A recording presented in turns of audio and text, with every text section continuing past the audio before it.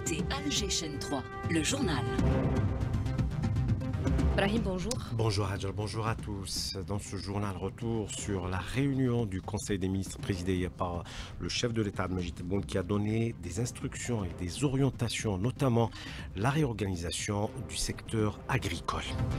Deuxième jour des épreuves du baccalauréat ce lundi pour plus de 870 000 candidats. Les mathématiques au programme ce matin. Comment les candidats s'y sont préparés, assure un reportage dans le journal. Le ministre de l'Habitat demande d'augmenter la cadence du travail au niveau du chantier de réalisation de l'hôpital de 500 lits de Tizi Ouzou. Tarek Blalibi était en visite d'inspection hier. Au quatrième jour de la riposte iranienne contre l'agression sioniste, Téhéran a affirmé aujourd'hui avoir frappé avec succès plusieurs villes de l'entité sioniste. Et à Gaza, bombardements et famine au quotidien, l'UNICEF alerte les familles palestiniennes ont du mal à assurer un seul repas quotidien à leurs enfants. Témoignage depuis Gaza dans le journal.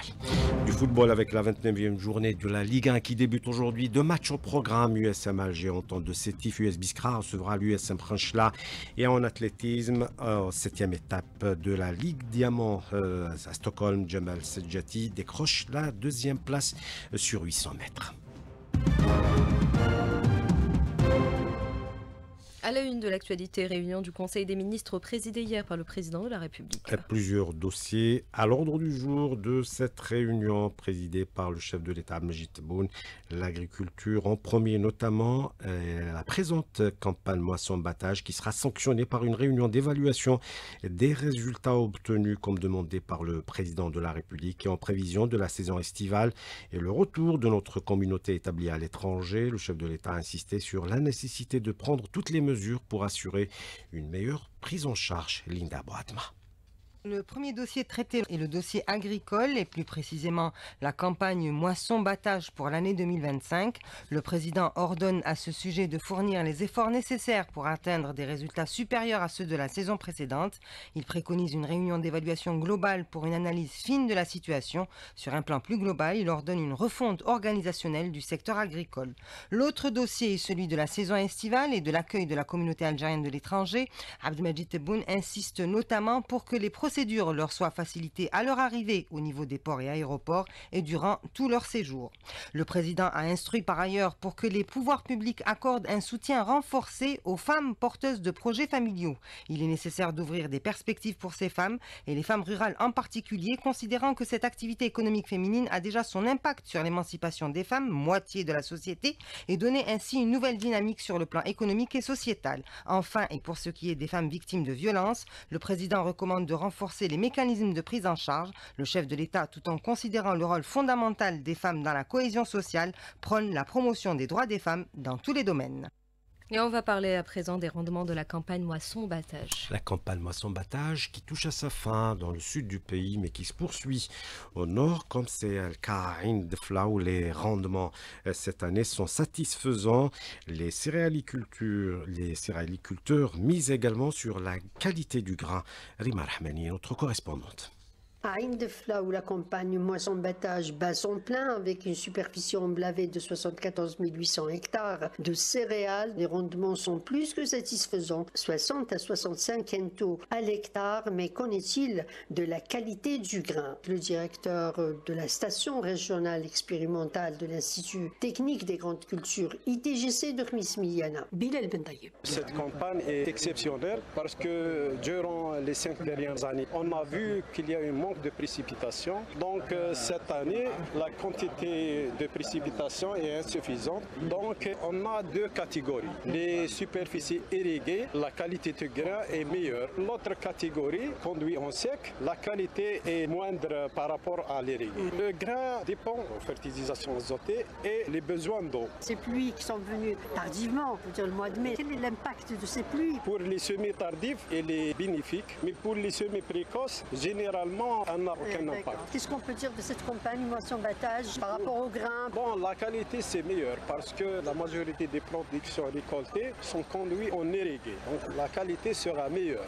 Et la qualité du grain de blé est un facteur crucial pour déterminer son utilisation finale. Ain Defla, Rima Rahmani, Alger Chaîne 3.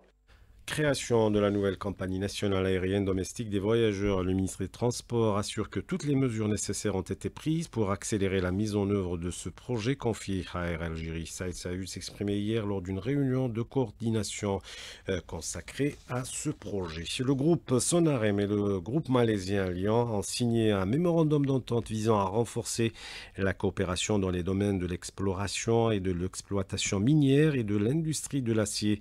Le groupe malaisien est actif dans plusieurs pays d'Asie où il a investi dans la fabrication des pneus et dans la grande distribution et souhaite à présent investir en Algérie. Le groupe est devenu un acteur principal dans le secteur de l'acier au niveau mondial. Éducation, et c'est le deuxième jour des épreuves du baccalauréat ce lundi pour plus de 870 000 candidats. Les mathématiques au programme ce matin, une matière importante pour certaines filières. Alors comment les candidats s'y sont préparés? Reportage à Alger signé Abdiel Atoun. Dans certaines filières, les mathématiques occupent une place centrale avec un coefficient élevé pouvant jouer un rôle important dans l'orientation vers les études supérieures. Pour nombreux candidats, cette épreuve représente un véritable défi, souvent chargé de stress et d'appréhension. Je stresse un peu parce que c'est une matière essentielle, maths, où il n'y a qu'une petite révision finale s'impose. J'ai révisé toute l'année, mais je suis un peu stressé parce que c'est une matière essentielle, mais ça ira. Certains candidats abordent l'épreuve avec sérénité. Pour eux, les mathématiques sont un terrain familier, presque rassurant, où la logique, les formules bien révisées et un entraînement méthodique finissent par payer. On va passer maths, Inch'Allah on va travailler, je vais réviser un peu et Inch'Allah ça va être facile. Ça te compte une révision légère, une manière stressée parce que normalement déjà on a des filles. À l'inverse, de nombreux élèves appréhendent fortement cette épreuve. Les mathématiques cristallisent souvent des lacunes accumulées au fil des années, amplifiées par le stress que représente le bac. C'est une matière essentielle, du coup on va essayer de plus se concentrer à l'EA et se baser sur elle. L'épreuve de mathématiques pour cette année sera pour beaucoup un moment décisif entre ceux qui y voient une opportunité de briller et ceux qui redoutent l'échec. Un reportage signé Ibtihal Adoun. En visite hier dans la wilaya de Tizi Ouzou, le ministre de l'Habitat a demandé à l'entreprise réalisatrice de l'hôpital de 500 lits d'augmenter la cadence du travail. En augmentant notamment le nombre de travailleurs sur ce chantier, il a demandé à la société Cossidère d'ouvrir également plusieurs ateliers pour le raccordement au réseau d'eau potable et l'assainissement. Et pour assurer un meilleur service au niveau des hôpitaux, le ministère mise sur la numérisation. Une journée d'études sur l'importance de cet outil a été organisée hier à l'Institut national de la santé publique. Les participants ont mis l'accent sur l'usage de l'outil et de l'intelligence artificielle afin de parvenir à un traitement plus efficace des données. L'outil informatique servira à améliorer l'accès aux soins, la prévention et la traçabilité. On écoute à ce propos le professeur Azouz, médecin légiste et sous-directeur de la numérisation au CHU Mustapha Bachar, au micro d'Ibtihal Adoun. La numérisation est devenue l'une des stratégies pour améliorer les soins aux citoyens. On ne peut pas faire des soins sans qu'il y ait une traçabilité, une efficacité, une rapidité. Il ne faut plus que le malade perde du temps par rapport à un dossier médical en papier qu'il n'a pas, qu'il a perdu, refaire des examens inutilement. Et toutes ces choses-là vont être solutionnées par la numérisation. Et quand on parle de numérisation, il y a deux étapes. Dans un premier temps, il faut qu'il y ait une numérisation, c'est la transformation numérique de tous les papiers et les documents. Après, on passe à la digitalisation. La digitalisation, c'est quoi ? C'est de mettre des logiciels, des raccourcis, des scores, de l'IA. Et c'est là où l'IA intervient. L'IA ne peut pas intervenir tant qu'on n'a pas numérisé la donnée de santé. La donnée de santé doit être numérisée pour le bien de la santé du citoyen. Quand elle est numérisée, on l'a en temps réel, on ne la perd pas. À l'étranger, au 4e jour de la riposte iranienne contre l'agression sioniste, Téhéran a affirmé ce lundi avoir frappé avec succès Israël avec une salve de missiles qui ont touché plusieurs villes. Les autorités iraniennes promettent des frappes plus dévastatrices contre les cibles vitales. L'entité sioniste a-t-elle alors sous-estimé les capacités de défense iraniennes? On écoute l'analyse d'Alexandre Aoun, expert du Proche-Orient, du Proche et du Moyen-Orient. Il est contacté par Lies Rini. Ils ont sous-estimé leur capacité militaire parce que le but israélien, si on lit entre les lignes, c'était de se dire nous frappons pour vraiment anéantir toutes les capacités militaires et nucléaires de l'Iran. Israël n'a pas réussi à atteindre son but, notamment à toucher Fordo. C'est un site nucléaire iranien qui est construit à plus d'une centaine de mètres sous le sol, à base de granit, donc très compact et très difficile à percer. Les Iraniens, ils savent pertinemment qu'ils ont une épée de Damoclès sur la tête depuis X années, donc ils prévoient ce genre de frappe. Cette guerre à base de salves, de roquettes, de missiles, c'est vraiment la force iranienne, parce que la faiblesse iranienne, c'est son aviation. Après, il y aura certainement des réponses asymétriques, je pense aux Houthis, aux rebelles yéménites, mais peut-être pas le Hezbollah qui est aujourd'hui très affaibli au Liban. Et l'agression sioniste qui se poursuit contre l'Iran, la dernière hier a visé le siège du ministère des Affaires étrangères et a assassiné le chef des renseignements des gardiens de la révolution, ont annoncé les autorités iraniennes. Ces agressions ont montré une nouvelle fois que l'entité sioniste agit en toute impunité, selon Azadekian, analyste politique iranienne. Elle en parle à Nesrine Dahmoun. Monsieur Al-Baradei, l'ancien responsable de l'Agence internationale de l'énergie atomique, a condamné fermement les attaques israéliennes contre les installations nucléaires de l'Iran et il a montré que selon l'ensemble des conventions existantes, ces attaques sont illégales. Si on défend le droit international, on ne peut pas défendre les frappes israéliennes qui n'ont absolument aucun lieu d'être. Mais malheureusement, on est dans un monde où les rapports de pouvoir déterminent ce que font les États et effectivement le droit international est piétiné. On l'a déjà vu à propos de la Palestine, de Gaza. L'Iran n'est pas une exception à cette règle-là. La situation à Gaza, l'UNICEF alerte une nouvelle fois, la situation s'aggrave de jour en jour où les familles palestiniennes ont du mal à assurer un seul repas quotidien à leurs enfants car beaucoup plus de bombes entrent à Gaza que de nourriture, des bombardements qui se poursuivent. Hier, au moins 51 Palestiniens sont tombés en martyrs, les Palestiniens ciblés devant les centres de distribution d'aide. On écoute à ce propos le témoignage du journaliste palestinien Younes Barry, contacté par Linda Hamed. Les centres de distribution d'aide affiliés à l'armée d'occupation sont au nombre de 3 pour toute la bande de Gaza. Malheureusement, ces centres sont surtout des traquenards pour les Palestiniens affamés puisqu'ils sont tués dès qu'ils y arrivent pour récupérer quelques denrées alimentaires. Ils vont vers une probable mort pour un peu de farine, du riz et du sucre qui serviront à nourrir leurs enfants. Ces Palestiniens sont ciblés par des tirs de l'armée dès qu'ils approchent ces centres de distribution d'aide. Et la société civile dans le monde se mobilise.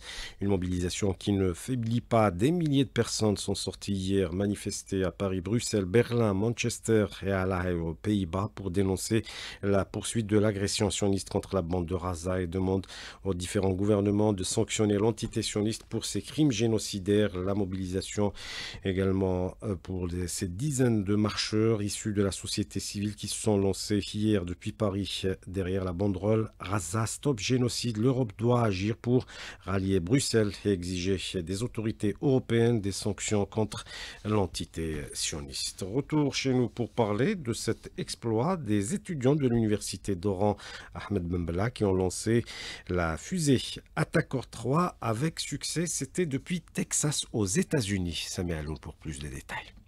L'université algérienne démontre une fois de plus son potentiel à travers le succès de l'équipe d'étudiants SkyDZ, un exploit similaire à celui de 2023 où le premier modèle de fusée Attacker a été lancé avec succès dans le ciel du Nouveau-Mexique aux États-Unis d'Amérique. Cette fois-ci, c'est dans le ciel de l'État du Texas que le même exploit a eu lieu, baptisé Attacker 3, une fusée qui a atteint une altitude de près de 3300 mètres. Karim Bouamaran, vice-recteur chargé de relations extérieures à l'université Oran 1. La distinction obtenue avec Attacker 3 par l'équipe SkyDZ montre la maîtrise des participants à évoluer à chaque compétition en réussissant cette fois-ci non seulement le lancement de la fusée à une hauteur appréciable, mais aussi sa récupération avec son parachute, qui dénote une maîtrise au fur et à mesure du temps de cette technologie. Des projets innovants soutenus notamment par les incubateurs à travers des mécanismes qui sont mis en place pour faciliter la création et l'innovation, à la fois pour les étudiants et pour les diplômés. Professeur Rouan Hassan Omar, directeur de l'incubateur l'incubateur de l'université Oran 1. On est dans la 3e année de cette expérience. Cette année, nous sommes à 400 projets incubés dans toutes les spécialités. On continue toujours à accompagner les étudiants. Même les étudiants qui ont été diplômés de l'université Oran 1, ils reviennent au niveau de l'incubateur avec leurs idées innovantes. On les accompagne pour créer leur start-up et leurs petites ou moyennes entreprise. Un accomplissement qui n'est pas juste une prouesse technique, il est également le reflet d'un savoir-faire algérien dans le domaine stratégique de l'aérospatial, ce qui contribue au développement de filières innovantes dédiées à l'électronique embarquée, systèmes autonomes et autres spécialités pour rester au diapason de la recherche, du développement et de l'expérimentation. La culture et direction Tizi Ouzou, où plusieurs activités sont organisées au niveau de la Maison de la Culture Mouloud Maamri ce mois de juin. Au programme notamment Atelier pour enfants, Mohamed Haouchi.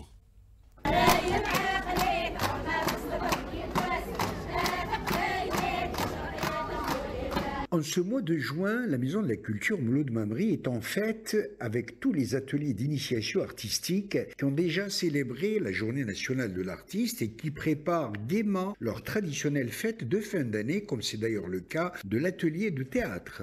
Je m'appelle Hamiti Faria. Je fais du théâtre à la Maison de la Culture, encadrée de l'animateur Nordine Ali Hamdan et de l'animatrice Achish Liliane. Pour moi, c'est une très grande expérience de faire du théâtre. C'est aussi une passion. Depuis que j'étais toute petite, rêver d'être actrice et comédienne. Je m'appelle mademoiselle Achish Liliane, je suis animatrice du théâtre enfants et adultes. Ils sont intéressés, ils aiment beaucoup ce domaine, ils sont très talentueux. Il y a des talents enfants, ils sont doués, c'est juste qu'ils ont besoin de l'orientation. Les parents, vraiment, c'est un plaisir, ils viennent toujours avec leurs enfants. De son côté, la directrice de la culture, Nabila Goumziane, est visiblement fière de tous ces établissements scolaires au niveau de la wilaya qui carburent à plein régime. C'est vraiment un honneur et un plaisir d'avoir tous ces artistes aujourd'hui au sein de la Maison de la Culture Mouloud Maamri, avec nos nombreux ateliers, avec 3000 adhérents. Tout ceci pour dire que la formation artistique est très importante pour nous. Transmission de l'art et de la culture à la nouvelle génération est primordiale pour tout un chacun. Enfin, il est à noter que la direction de la culture de la wilaya de Tizi Ouzou compte célébrer aujourd'hui la journée de l'enfant africain. Tizi Ouzou, Mohamed Haouchin pour Alger 3. La 21e journée du championnat de Ligue 1 qui débute aujourd'hui avec 2 matchs au programme. USM Alger en tente de Sétif et US Biskra, USM Khanchla, des matchs à suivre en direct sur les ondes de la chaîne 3. Et puis en athlétisme, 7e étape de la Ligue de Diamant à Stockholm. Jamal Seljati a décroché la 2e place sur 800 mètres alors que Slimane Moula s'est contenté de la 5e place. C'est la fin de ce journal. Merci de l'avoir suivi. La météo à Jalm Saoudi.